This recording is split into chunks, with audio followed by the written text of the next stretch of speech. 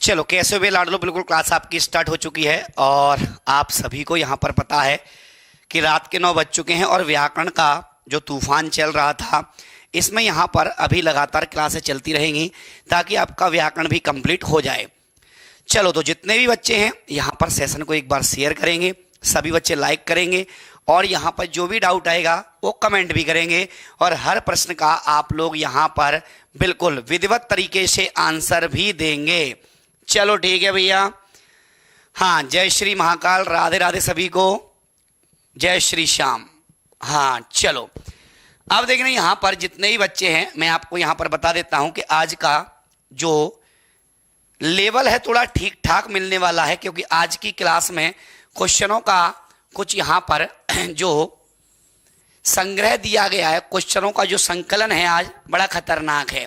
चलो तो एक बार यहाँ पर वीडियो को लाइक और शेयर करेंगे सभी बच्चे। देखना भैया, पहला प्रश्न आपकी नजरों के सामने है। अतिथि के नए फॉर्म भरे जाते हैं, ठीक है, और बताओ। हाँ सर ये भी ठीक है। चलो आज क्वेश्चन रैपिड फायर में चलने दो भैया। यहां दिया गया रीतिवाचक क्रिया विशेषण कौन सा है। सबसे पहले यहां पर जितने ही बच्चे हैं आज हर बच्चे का उत्तर आना चाहिए, बाकी सब अपन बाद में देख लेंगे। हर बच्चे का आंसर आना चाहिए, बाकी कोई दिक्कत वाली बात नहीं है। हाँ ठीक है भैया कोई दिक्कत नहीं है।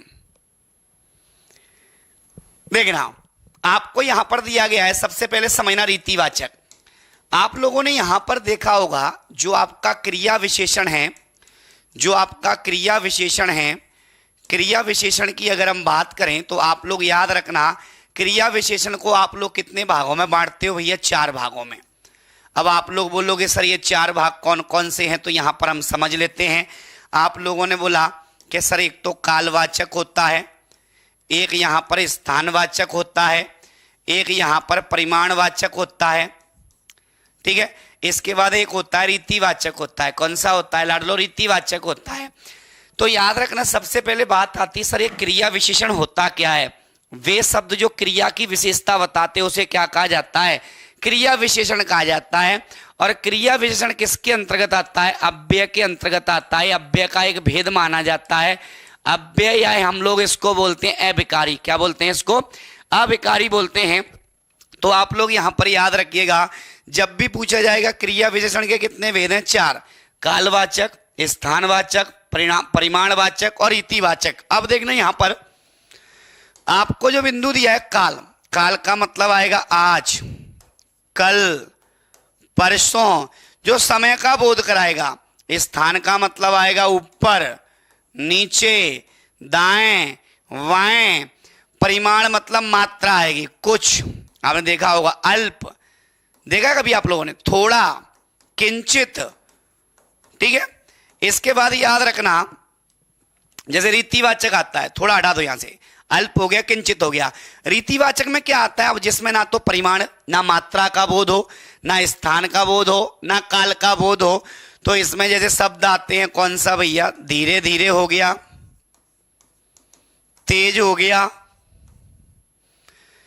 धड़ाधड़ हो गया, फटाफट हो गया, कदाचित हो गया। ये सब आपके किस में जाते हैं? तो रीतिवाचक में जाते हैं। तो यहां पे देखो अत्यंत होगा नहीं आपका, क्योंकि यहां पर जो अत्यंत दिया गया है तो याद रखना ये तो होगा नहीं। अत्यंत मतलब एक मात्रा का बोध करा रहा है, ठीक है। आज, कल, ये आपका काल का बोध करा रहा है। बाहर, भीतर स्थान का बोध करा रहा है। आंसर हो जाएगा आपका सी हो जाएगा। क्या हो जाएगा लाडलो? सी हो जाएगा। बहुत बढ़िया। अगला देखना अव्यय कौन सा नहीं है, समझना भैया। देखो अव्यय की बात करें तो अव्यय की जहां पे बात होती है आपसे पूछा जाएगा सर अव्यय होते क्या हैं?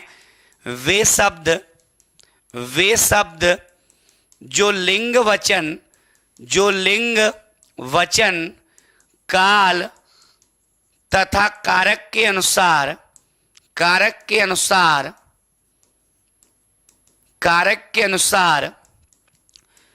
परिवर्तित नहीं होते हैं, उन्हें क्या कहा जाता है? अविकारी कहा जाता है। अब आप लोग बोलोगे सर ये है क्या? तो ऐसे शब्द जो हैं वो रहेंगे हमेशा, जैसे और है। अब आप लोग इसको बदल नहीं सकते। आप लोगों ने यहां पर बोला अथवा, ये अथवा का अथवा रहेगा। आप लोगों ने बोला तथा, आप लोगों ने बोला आज, आप लोगों ने बोला कल, आप लोगों ने बोला परसों, आप लोगों ने बोला इधर, आप लोगों ने बोला उधर, ठीक है, आप लोगों ने बोला ऊपर। तो याद रखना ये वो शब्द हैं, ना तो इनका लिंग परिवर्तित होगा, ना ये वचन एक वचन का बहुवचन बनेगा, ना यहाँ पर आप लोगों का कारक के अनुसार बदलेंगे तो काल के अनुसार भी नहीं बदलेंगे। तो ये सारे के सारे कंसेप्ट क्या कहलाएंगे? आपके अविकारी। तो आज, आज का कभी सुना है? आज ही होता ही नहीं। कल, कल का कभी सुना है? कल ही होता ही नहीं। इधर, इधरी, ऐसा होता ही नहीं। किसे, ये आपका यहां पर उत्तर हो जाएगा, क्योंकि किसे यहां पर क्या है लाडलो? ये एक प्रश्नवाचक सर्वनाम है, ये एक प्रश्नवाचक सर्वनाम है। तो आप लोग यहां पर ध्यान रखिएगा, ये एक प्रश्नवाचक सर्वनाम है, तो उत्तर क्या हो जाएगा? डी हो जाएगा लाडलो। क्या हो जाएगा? डी। बहुत बढ़िया। देखो, हर बच्चे का उत्तर सही आना चाहिए, ठीक है? चलो, वर्ग 1 में कितनों का हुआ? बहुत सारे बच्चों का हो गया बेटा। लड़कियां ही फॉर्म डाल सकती हैं, और क्या भैया, प्री प्राइमरी है। चलो अगला देखना, अथवा व्याकरण की दृष्टि से है। अब देखो यहां पर जो अथवा शब्द दिया गया है, मैंने आपको यहां पर बोला था अथवा, या, किंतु, परंतु, लेकिन, मगर, ये ऐसे शब्द हैं जो यहां पर लिंग वचन काल तथा कारक का कोई प्रभाव नहीं पड़ता है, उनके अनुसार नहीं बदलते हैं। इनको क्या कहा जाता है लाडलो? समुच्चय बोधक कहा जाता है। क्या कहा जाता है? समुच्चय बोधक कहा जाता है। तो ये समुच्चय बोधक अव्यय कहलाते हैं। तो याद रखिएगा, जो समुच्चय बोधक अव्यय होता है इसके भी दो भेद होते हैं, समानाधिकरण और व्याधिकरण। समानाधिकरण के भी 4 भेद होते हैं, व्याधिकरण के भी 4 भेद होते हैं। लेकिन यहां पर याद रखना, ये ना तो संधि है, अथवा में कोई संधि आएगी क्या? नहीं आएगी। उपसर्ग नहीं आएगा, अन्वय कुछ है नहीं, तो क्या हो जाएगा? अव्यय हो जाएगा। अब कुछ लोग अव्यय और अन्वय को जल्दबाजी में देखेंगे तो इसको भी गलत कर बैठते हैं। हाँ, बहुत बढ़िया। ये तो सबका आंसर गलत आ गया, कुछ का सही आ गया। अन्वय वाक्य में प्रयोग होता है, ठीक है। आगे बढ़ जाए। अगला, अगला आपको यहां पर दिया गया है कि वह थोड़ा बीमार है। इस वाक्य में जो थोड़ा शब्द दिया गया है वो कौन सा क्रिया विशेषण है? तो आप लोग यहां पर याद रखना, ये जो आपको थोड़ा शब्द दिया गया है इसका पूछा है तो आप लोग 1 सेकंड में बता दोगे, क्योंकि यहां पे तनाव लेने की आवश्यकता है नहीं। क्या यहां पे थोड़ा किसी काल का बोध करा रहा है क्या? नहीं भैया। क्या किसी स्थान का बोध करा रहा है क्या? नहीं भैया। आपने बोला थोड़ा, आपने बोला जरा सा, आपने बोला किंचित, ठीक है, आपने बोला अल्प। तो यह मात्रा का बोध हो रहा है, और जहां पर मात्रा का बोध होता है उसे क्या कहा जाता है? उसे परिमाणवाचक अव्यय कहा जाता है। क्या कहा जाता है? परिमाणवाचक अव्यय कहा जाता है। तो आप लोग यहां पर ध्यान दें, आंसर क्या हो जाएगा? ए हो जाएगा लाडलो। क्या हो जाएगा? ए हो जाएगा। बहुत बढ़िया। हाँ सर, ये तो ठीक है, अच्छी बात है। अब देखो यहां पर याद रखना, जितने भी बच्चे हैं बिल्कुल इस वाले सेशन को ज्यादा से ज्यादा बच्चों तक शेयर करें। और ये जो क्लास है, इस क्लास की जो भी पुरानी क्लासें हो चुकी हैं, आप इनके व्याकरण का एक महत्वपूर्ण नोट्स बना लें, और विगत परीक्षा में जो प्रश्न हैं आए हुए हैं उनको आप लोग उठा लें व्याकरण के, और इन क्लासों से मिला लें। आपको कहीं ना कहीं सॉल्यूशन में उनका आंसर मिल जाएगा, या फिर क्वेश्चन भी मिल जाएगा। तो तनाव ना लें भैया आप लोग, ठीक है। हाँ, लाइक और शेयर करते जाइएगा। अगला देखना, ये दिया गया है बहुकाली प्रश्न आपका। चलो भैया, वे आविकारी शब्द जो 2 शब्दों, वाक्यों अथवा वाक्य खंडों को जोड़ते हैं, तो इंग्लिश में तो उनको कंजक्शन कहा जाता है। क्या कहा जाता है लाडलो? कंजक्शन कहा जाता है। लेकिन आप लोगों ने देखा होगा, यहां पर हिंदी में आप लोगों ने पढ़ा होगा समुच्चय बोधक। एक समुच्चय बोधक यहां पर होता है। समुच्चय बोधक की अगर हम बात करें तो यहां पर सीधा सीधा याद रखना, जब भी आपसे पूछा जाएगा तो समुच्चय बोधक जो होता है, समुच्चय का मतलब ही होता है जोड़। क्या होता है? जोड़। अब यहां पर चाहे 2 शब्दों को जोड़ो, दो वाक्यों को जोड़ो, दो संज्ञाओं को जोड़ो, दो सर्वनाम को जोड़ो, किसी को भी जोड़ दो।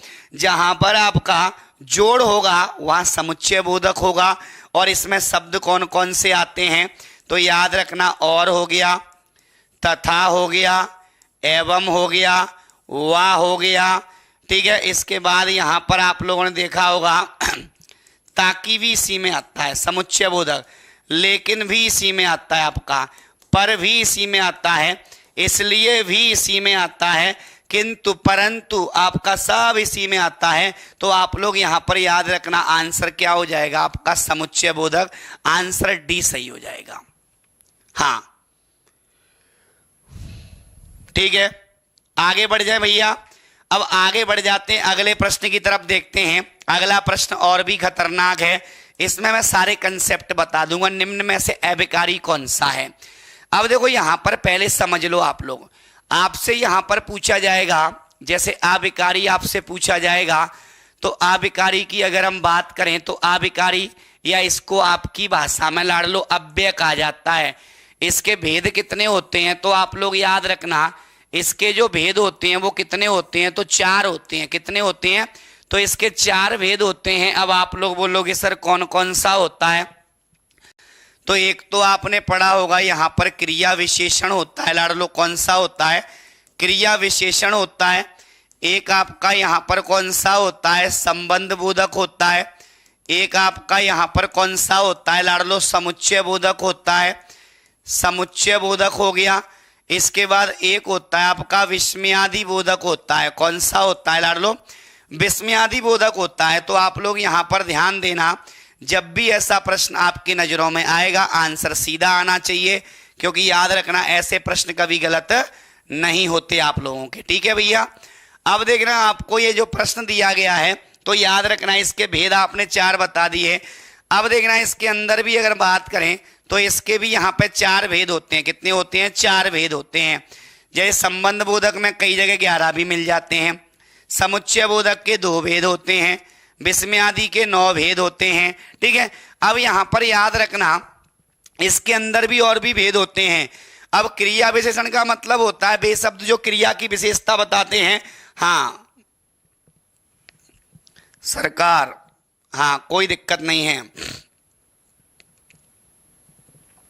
राम और रावण, ये संबंध बोधक नहीं होगा बेटा, समुच्चय बोधक हो जाएगा। ठीक है, चलो देखना, अब यहां पर आपको दिया गया है आविकारी, आविकारी अव्यय होता है, ये होगा नहीं, विशेषण होगा नहीं, ये होगा नहीं। आंसर आपका क्या हो जाएगा भैया, तो यहां पर बी हो जाएगा। इसका आंसर क्या हो जाएगा, बी हो जाएगा। ठीक है, हाँ सर ये ठीक था।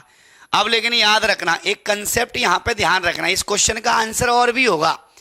इस क्वेश्चन का आंसर समझना, आप लोग फिर गलत कर दोगे। ये आविकारी कौन सा है, तो आविकारी तो अव्यय भी होता है, आविकारी तो ये भी होता है, क्रिया विशेषण भी होता है। तो ये आविकारी अव्यय को ही कहा जाता है। ए और बी दोनों हो जाएगा आंसर, इस ऑप्शन के हिसाब से ए और बी दोनों हो जाएगा।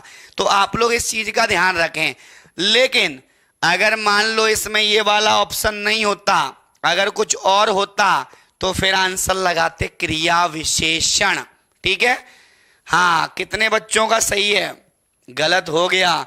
ये जल्दबाजी का खेल है लाडलो। हाँ देख रहे हो विनोद कैसे गलत हो रहा है, विनोद देख भी रहा है, सुन भी रहा है और उत्तर भी दे रहा है। तो भैया याद रखना ज्यादा तनाव नहीं लेना है। ठीक है, चलो अगला देखना। अगला दिया गया है विस्मय के भाव के लिए विस्मयादि बोधक अव्यय शब्द कौन सा है। तो विस्मय के भाव के लिए विस्मयादि बोधक आह, अरे, ऊह, हाय, तो यहां पर अव्यय शब्द कौन सा है बताइएगा। अब देखो यहां पर विस्मय के भाव के लिए विस्मयादि बोधक कौन सा है, जहां विस्मय का बोध होता हो। ठीक है,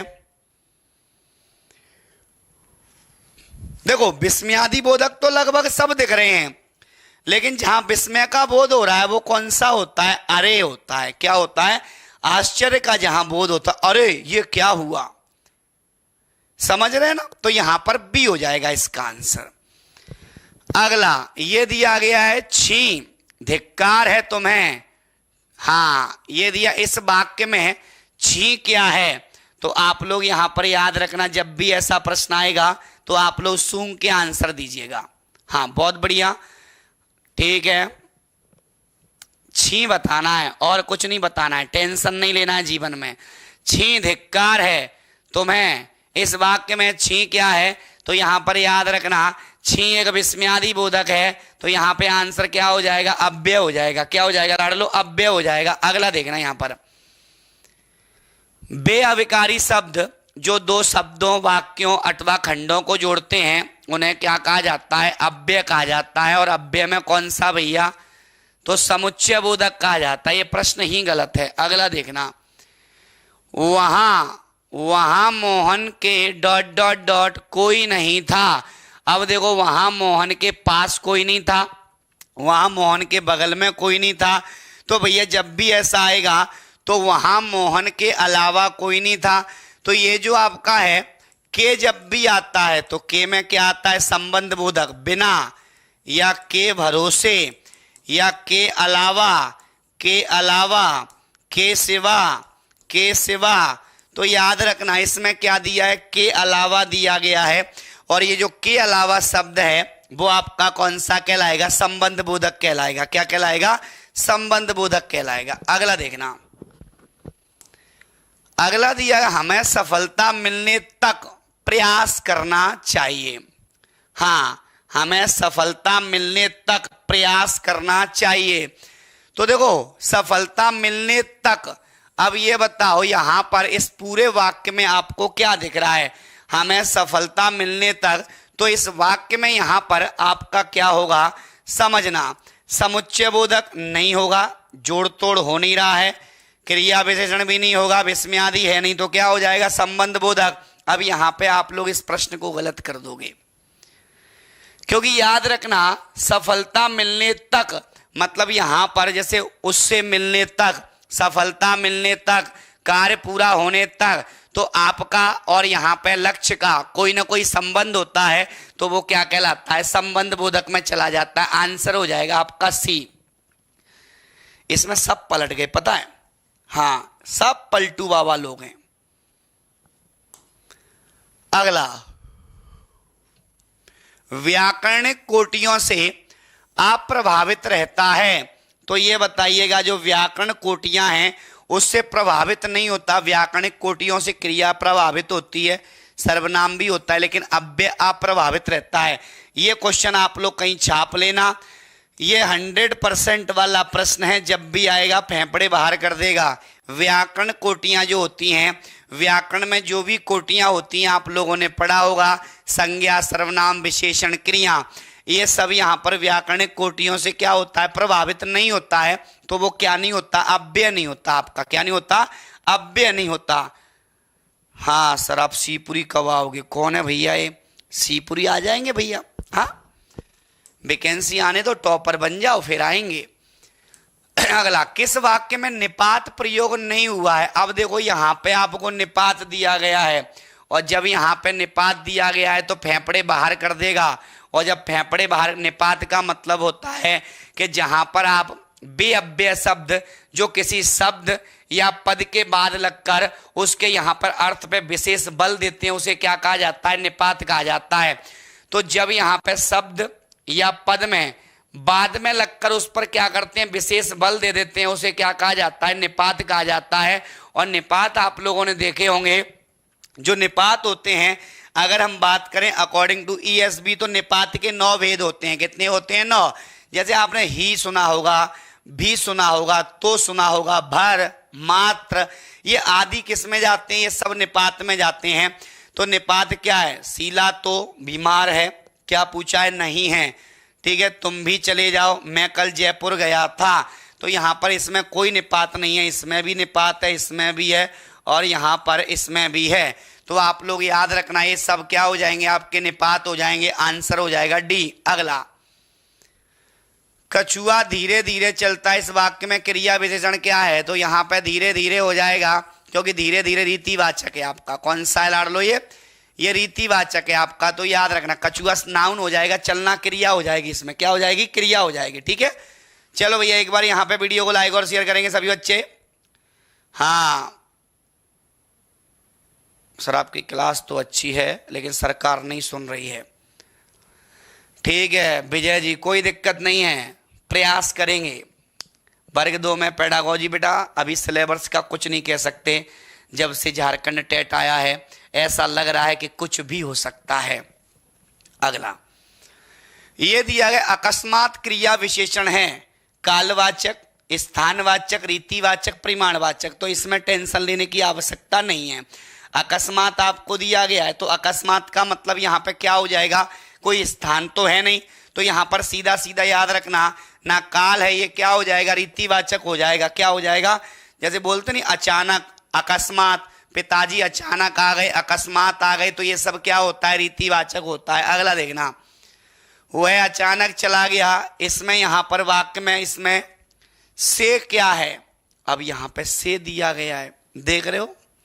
हाँ तो यहाँ पर याद रखना ये कुछ नहीं है, इसमें ये पूछा है अचानक क्या है। ठीक है, तो अचानक एक रीतिबोधक क्रिया विशेषण है। कैसा है लाडलो, रीतिबोधक क्रिया विशेषण है, तो इसका सी आंसर हो जाएगा। अगला, निम्न में से कौन सा उत्तर अव्यय के भेदों से असंगत है। तो यहां पर संबंध बोधक है, समुच्चय क्रिया है, विसर्ग बोधक कहीं नहीं आता, इसमें बी हो जाएगा। क्या हो जाएगा, बी। अगला देखो, निम्न में से कौन सा शब्द क्रिया विशेषण नहीं है। अचानक है, आज है, तथा है, दूर। तो भैया ये बताओ, दूर जो शब्द है, अब दूर को आप बदल सकते हैं, यस या नो, कमेंट करके बताओ भैया। हाँ सर बदल तो सकते हैं।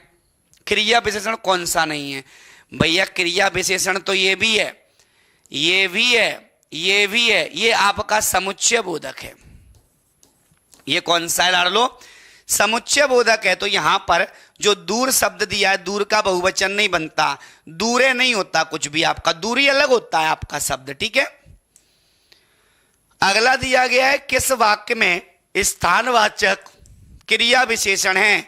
आप यहां बैठिए, धीरे धीरे रीतिवाचक हो गया, जयपुर से अभी आया है, अभी मतलब टाइम का बोध हो गया, कम बोलता है, तो आप यहां बैठिए, आप इधर बैठिए, तो सीधा सीधा याद रखना यहां वहां इधर उधर सब किस में जाता है, स्थान में जाता है। किस में जाता है, स्थानवाचक में जाता है। आगे बढ़ जाएं, जैसा चाहिए वैसे के लिए एक शब्द क्या होगा।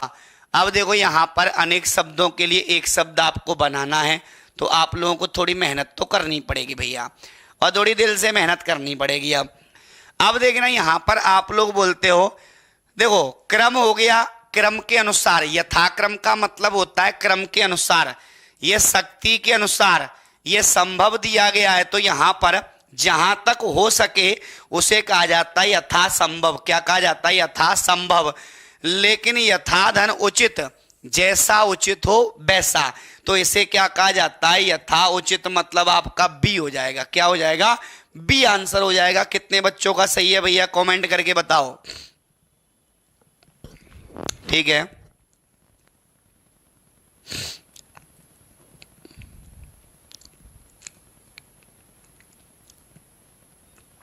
आगे बढ़े।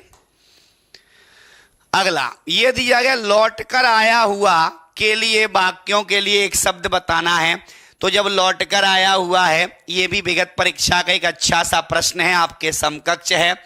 देखो आया हुआ है वो आगत, और लौट के आया है तो प्रति लगा दो। क्या लगा दो, प्रति लगा दो। तो लौट के जो आया हुआ है उसे क्या कहा जाता है, जो आया हो उसे आगत कहा जाएगा, और जो लौट कर आया है उसे प्रत्यागत कहा जाएगा। क्या कहा जाएगा, प्रत्यागत कहा जाएगा। तो यहां पे आंसर क्या हो जाएगा, बी हो जाएगा। अगला देखना, साहित्य से संबंध रखने वाला, वो आप लोगों में से कोई होगा जो साहित्य से संबंध रखता है, तो यहां पर साहित्यिक लेखक, कवि या नाटककार, बताइएगा। देखो कवि हो नहीं सकता, लेखक, ये दोनों तो हटा दो आप लोग।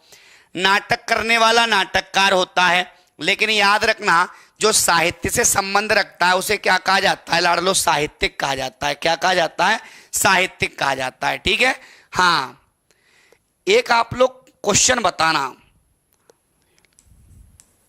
परदानशील क्या कहा जाता है इसे, परदानशील। हाँ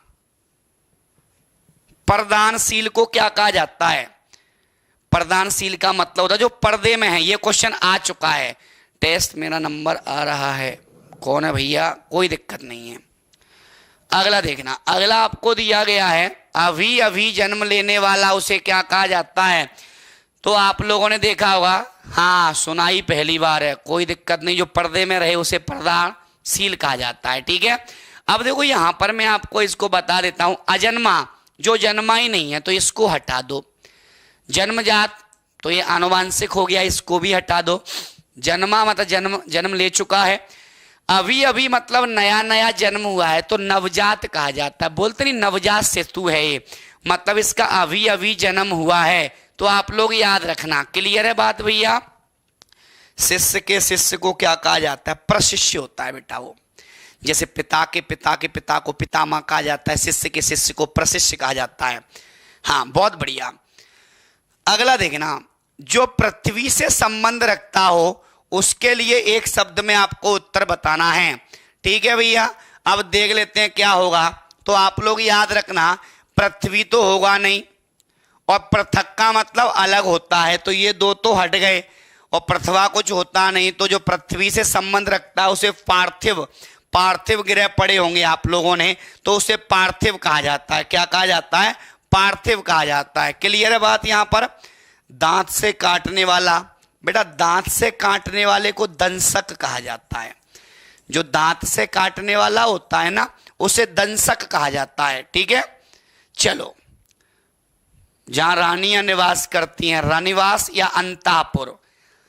अगला देखना लाडलो, नष्ट होने वाले के लिए एक शब्द क्या होगा? तो जो नष्ट होने वाला है, अब इसको थोड़ा समझ लेते हैं। हाँ ठीक है सर, ये तो समझ में आ गया। एक बार बेटा वीडियो को लाइक और शेयर कर दो आप लोग, सभी बच्चे दिल से लाइक और शेयर करेंगे। हाँ बिल्कुल, नष्ट होने वाला हो। अब देखो यहां पर जो नष्ट हो सकता है, आप लोगों ने यहां पे देखा होगा कि जो नष्ट नहीं हो सकता उसे क्या कहा जाता है? अब जैसे आपको दिया निराकार, जिसका आकार ही नहीं है कोई, उसे निराकार कहा जाता है। जैसे निरामिष दिया गया है, निरामिष का मतलब मांस नहीं खाने वाला होता है निरामिष, और आमिष मतलब जो मांस खाने वाला। निरर्थक मतलब जिसका कोई अर्थ ना हो। निंदक मतलब आपने देखा होगा, निंदा करने वाला जो होता है उसे निंदक कहा जाता है। तो इसका क्या हो जाएगा? शाश्वत जो हमेशा रहता है, नश्वर जो नष्ट होने वाला है उसे नश्वर कहा जाता है, ठीक है। ओके, पार्थिव तो बॉडी भी होती है, हाँ वो पार्थिव शरीर होता है, बिल्कुल। तो पृथ्वी से संबंध हो गया ना, हाँ सब भी होता है वो, ठीक है। अगला देखना यहां पर, आवश्यकता से अधिक वर्षा उसे क्या कहा जाता है? तो देखो आवश्यकता से अधिक वर्षा उसे क्या कहा जाएगा? अति कर दी इसने। बोलते नहीं यार तुमने तो पता अति कर दी है, और अति कर दी है तो याद रखना अतिवृष्टि हो जाएगा। ये क्या हो जाएगा? जहां अति लगाओ वही आंसर है। आंसर ये हो गया। अल्प का मतलब होता है कम वर्षा, आवश्यकता से कम वर्षा होती है, तो जहां आवश्यकता से कम वर्षा होगी उसे क्या कहा जाएगा? अल्पवृष्टि कहा जाएगा लाडलो। क्या कहा जाएगा? अल्पवृष्टि कहा जाएगा। अत्यवृष्टि तो यहां पर ये तो आपका है ही नहीं, अतिवृष्टि होगा, ठीक है। ओलावृष्टि अलग होती है, ओलों की जो बरसात होती है उसे ओलावृष्टि कहा जाता है। क्या कहा जाता है? ओलावृष्टि कहा जाता है, ठीक है। वर्षा का ना होना वो बेटा होता है अनावृष्टि। क्या होता है? अनावृष्टि होता है जहां वर्षा का ना होना, वर्षा का ना होना उसे क्या कहा जाता है? अनावृष्टि कहा जाता है। बहुत बढ़िया, चलो आगे बढ़ जाएं। चलो अगले प्रश्न का उत्तर सभी बच्चे देंगे। बच्चे बोल भी रहे हैं सर हमें समय दो आप लोग, मैं टाइमिंग दे देता हूं भैया सब बच्चों को। अब यहां पर क्या है, विस्फोटक पदार्थ बच्चे हैं, 20 सेकंड का समय हर क्वेश्चन के लिए बताइएगा। जो पहले कभी घटित ना हुआ हो उसके लिए बताना है, जो पहले कभी घटित ना हुआ हो, ठीक है, ठीक है।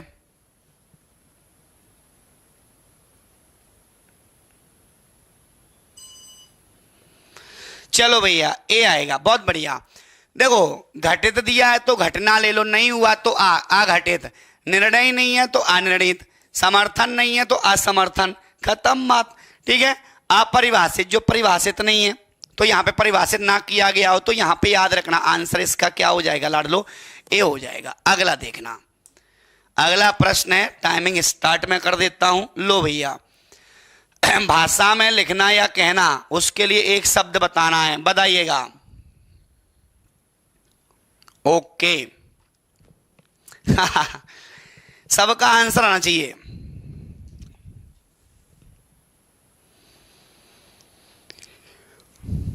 ठीक है, चलो भैया, टाइम इज ओवर। अब देखना यहां पे भाषा में लिखना या कहना उसे क्या कहा जाता है। आप एक भाषा से दूसरी भाषा में लिखते हो या कहते हो, उसे क्या कहा जाता है, तो भैया अनुवाद कहा जाता है।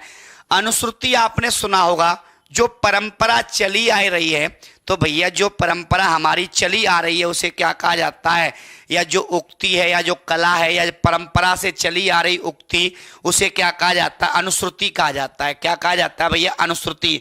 ये दिया गया आपका यहाँ पे अनाहत। अब यहाँ पर याद रखना, इसको अनाथ भी कहा जाता है, जिसका आदर ना किया उसे अनाथ भी कहा जाता है या अनादर भी कहा जाता है आपकी भाषा में।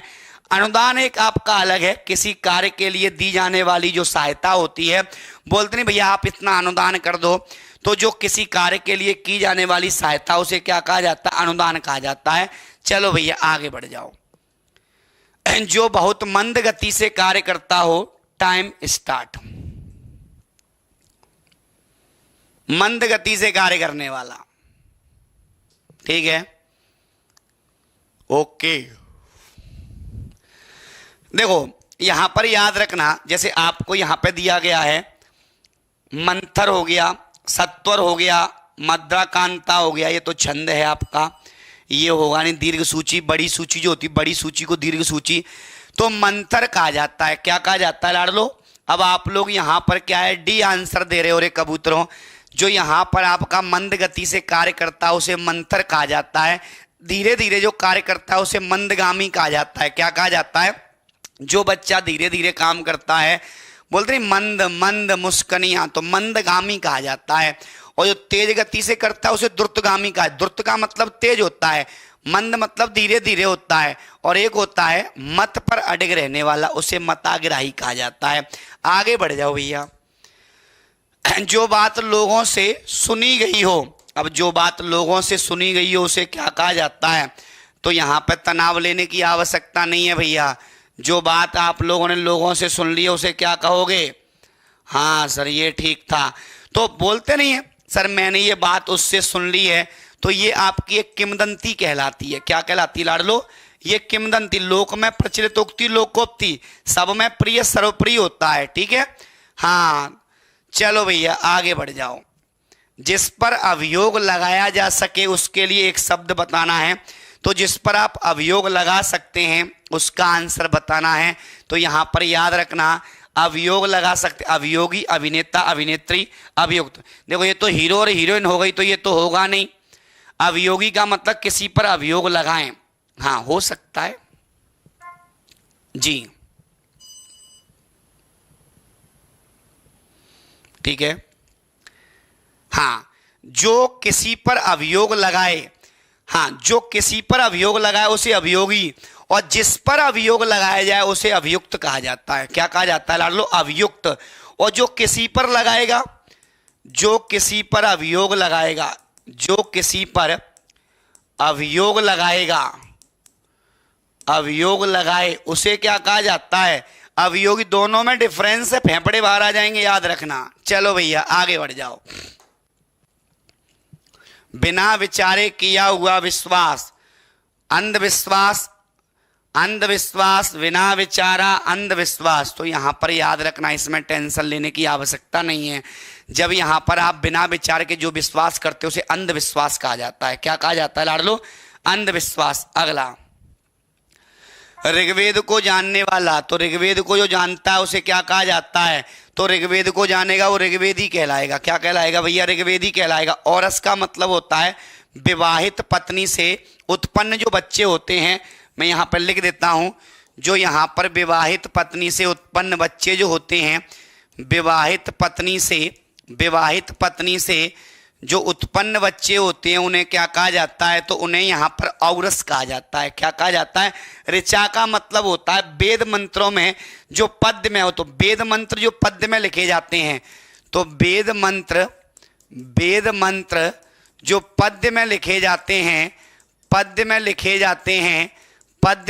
जाते हैं उन्हें क्या कहा जाता है? ऋचा। ऋजु मतलब होता है टेढ़ा, ऋजु का एक वक्र भी होता है। हाँ, ऋजु मतलब होता है जो टेढ़ा ना हो, जो टेढ़ा हो ऋजु होता है, ऐसा। हाँ ठीक है, चलो ऋजु का बताइएगा। ऋजु का मैंने आपको बताया भी था, ऋजु का विलोम होता है वक्र।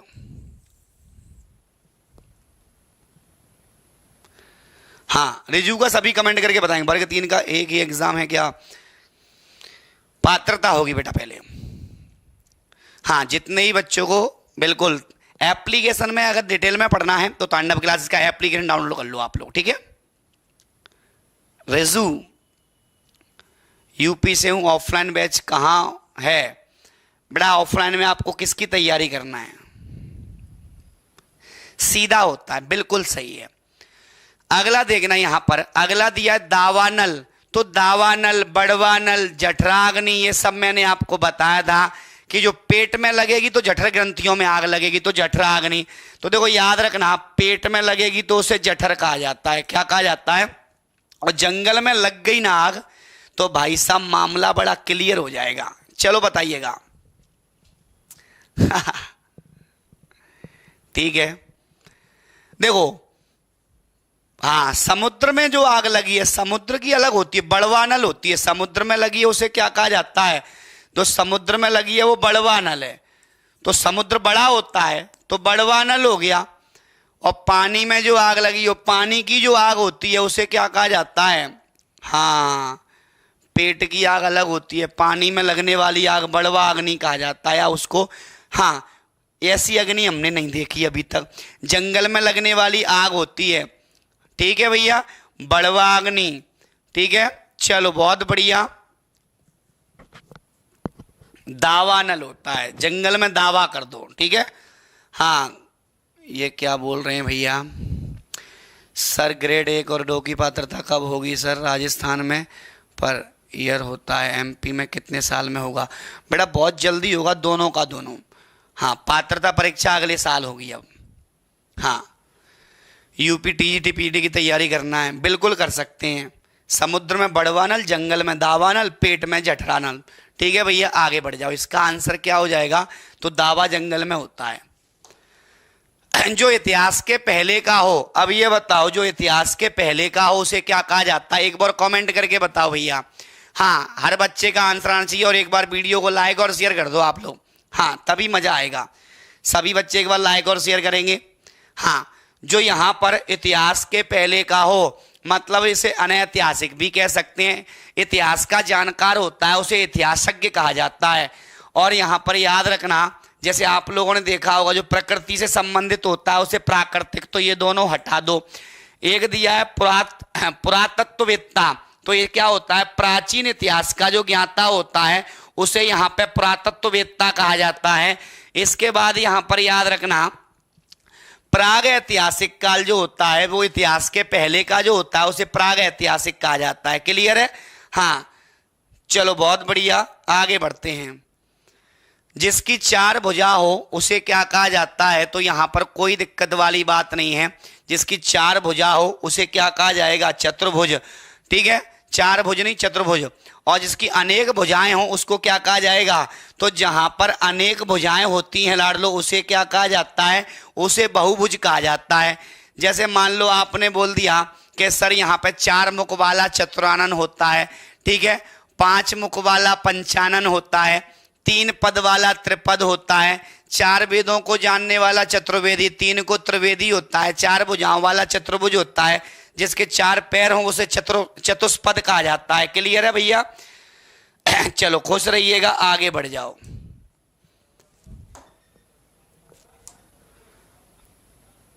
ईश्वर में विश्वास रखने वाला, अब ये बताइएगा, जो ईश्वर में विश्वास रखता है, हाँ सर, भाषा वाला चैप्टर करवा देते, बहुत मेहरबानी होगी आपकी। ठीक है भैया, करवा देंगे। हाँ, भाषा वाला चैप्टर, ठीक है। देखना, जो ईश्वर पर विश्वास रखता हो उसे आस्तिक कहा जाता है, और जो नहीं रखता ईश्वर पर विश्वास उसे क्या कहा जाता है? और घुटनों तक भुजाएं हो जिसकी अजान बाहु कहा जाता है। क्या कहा जाता है? अजान बाहु कहा जाता है। अगला देखना भैया, अगला दिया है जो क्षमता करने योग्य नहीं है। अब याद रखना, जो क्षमता करने योग्य नहीं है उसे क्या कहा जाता है? अदम्य, अक्षम्य, निर्गुण और सक्षम। तो देखो, अदम्य का मतलब होता है जिसका दमन ना किया जा सके, तो दमन ना हो, दमन ना किया जा सके उसे क्या कहा जाता है? उसे कहा जाता है अदम्य। अब यहां पर याद रखना, निर्गुण का मतलब होता है, हाँ बिल्कुल भैया, निर्गुण मतलब जो बिना आकार का होता है उसे निर्गुण कहा जाता है। एक दिया सक्षम, जो हर काम को कर सकता है उसे सक्षम कहा जाता है। लेकिन एक दिया अक्षम्य, तो जो क्षमता करने योग्य नहीं होता, तो बी आंसर हो जाएगा।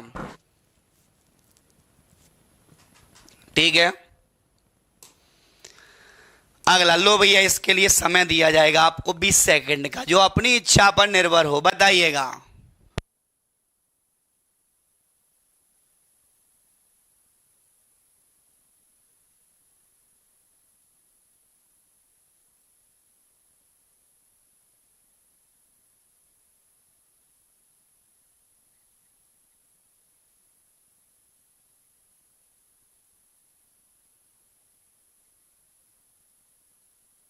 चलो बताइएगा। ठीक है, देखो यहां पर आपको दिया गया है, इस प्रश्न को पहले समझ लो आप लोग। ये दिया गया है कि जो अपनी इच्छा पर निर्भर हो, तो बोलते नहीं मेरी इच्छा है, तो हम लोग उसको ऐच्छिक बोल देते हैं। क्या बोल देते हैं? ऐच्छिक। अब देखो यहां पर दिया ऐन्द्रिक। ऐन्द्रिक का मतलब होता है इंद्रियों से संबंधित। किससे भैया? तो याद रखना, जो इंद्रियों से संबंधित होता है, इंद्रियों से संबंधित होता है उसे क्या कहा जाता है? ऐन्द्रिक कहा जाता है। अब यहां दो क्वेश्चन बड़े खतरनाक है, इनको लिख लेना, हमेशा गलत करके आते हो आप लोग। देखो, ऐहिक होता है इस लोक से संबंधित, इस लोक से जो संबंधित होता है, इसको लिख लेना कहीं फेयर में, इस लोक से संबंधित ऐहिक। और अहलौकिक का मतलब होता है इस लोक से संबंध रखने वाला, इस लोक से संबंध रखने वाला, संबंध रखने वाला उसे क्या कहा जाता है? अहलौकिक कहा जाता है। क्या कहा जाता है? अहलौकिक। ठीक है, हाँ चलो कोई दिक्कत वाली बात नहीं है, आशा करता हूं कि चीजें समझ में आ गई होंगी। हाँ ठीक है, वर्ग 2 की टेस्ट सीरीज। बेटा देखो, मैं आपको टेस्ट सीरीज का बता दूं, जो बच्चे हैं आपको कुछ टेस्टों में 7 से 8 प्रश्न गलत मिल जाएंगे बेटा। हाँ, मैं इसका सॉल्यूशन कराने वाला हूं जैसे ही नोटिफिकेशन आता है। अभी आपको टेस्ट सीरीज सिलेबस के अकॉर्डिंग और मिलेगी बेटा, उसमें कोई गलतियां नहीं होंगी। अभी मैंने जानबूझकर बच्चों को भी बोल दिया था कि अगर 5 से 7 प्रश्न आपके हर पेपर में गलत है, मुझे ये बताइएगा कौन सा प्रश्न गलत है। अगर आपने तैयारी की है तो पता होगा, नहीं की है तो तुम कुछ का कुछ आंसर लगा के आओगे। ठीक है, चलो भैया कोई दिक्कत नहीं है।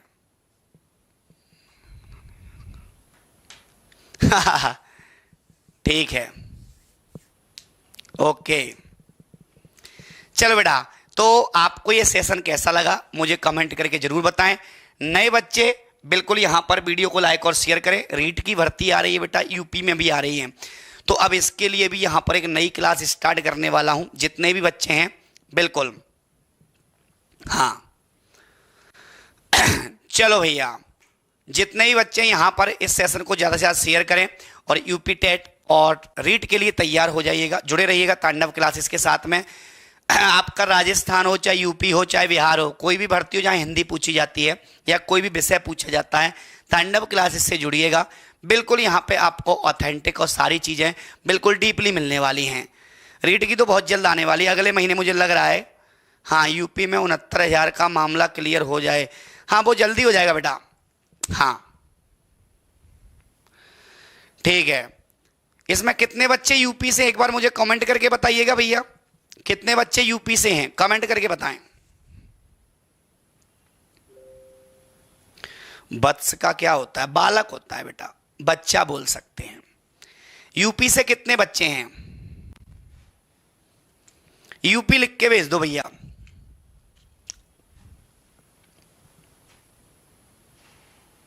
हाँ, आज पुलिस की एग्जाम थी भैया। चलो, जितने भी बच्चे यूपी से हैं तनाव ना ले भैया, ये पुलिस के लिए भी है। जो कांस्टेबल वाले आपके दोस्त सहपाठी मित्रगण हो, उनको इस लिंक को शेयर कर देना। आगे की शिफ्ट में कोई ना कोई प्रश्न आपको मिल जाएंगे हाँ इस आपके क्लास से। और जो व्याकरण की सारी क्लास अपने दोस्तों तक जरूर शेयर करें। बाकी यहाँ पर मिलते हैं कल रात 9 बजे। और यहाँ पर याद रखना, कल आपका संक्षेपण की क्लास होगी एप्लीकेशन में शाम को 5 बजे। संक्षेपण वर्ग 2 वाले जो बच्चे हैं, टीजीटी वाले जो बच्चे हैं, ऑल टीजीटी वाले जो बच्चे हैं, कल मैं संक्षेपण की क्लास लूंगा। तो यहाँ पर 5 बजे रहेगी, 5:10 पे। ठीक है, चलो आज के लिए इतना ही। वीडियो को आप लोग ज़्यादा से ज़्यादा बच्चों तक शेयर करें। और अभी सारे कोर्सेज पर बेटा ऑफर चल रहा है तांडव क्लासेस के एप्लीकेशन पर, तो आप यहाँ पर जुड़ सकते हो पेड कोर्स में भी। हाँ चलो भैया, तो मिलते हैं कल रात 9 बजे कुछ नए प्रश्नों के साथ में, नए कंसेप्ट के साथ में। आज के लिए इतना ही। नए बच्चे चैनल को सब्सक्राइब करें, वीडियो को लाइक और शेयर करें।